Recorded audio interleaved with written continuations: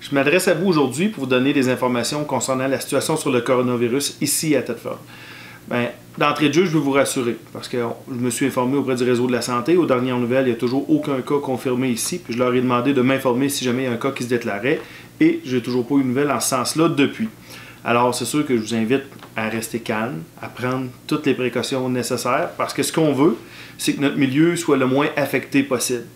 Le gouvernement a émis de nombreuses directives, entre autres concernant les rassemblements de 250 personnes et plus, et aussi concernant les rassemblements qui ne sont pas nécessaires. Alors, il faut comprendre le contexte de toutes les mesures qui se mettent en place présentement. C'est que ce qu'on veut, c'est diminuer au maximum les contacts possibles. On veut freiner la propagation du virus. Alors, moins le virus se propage, plus on diminue les risques et l'impact du virus.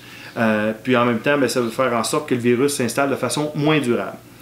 Mais pour tirer les résultats positifs de ces sacrifices, il faut que tout le monde y mette du sien. S'il y a trop de gens qui ne suivent pas les directives, la transmission du virus va se poursuivre et s'étirer davantage dans le temps. À la base, je vous invite à suivre les mesures de précaution émises par le réseau de la santé.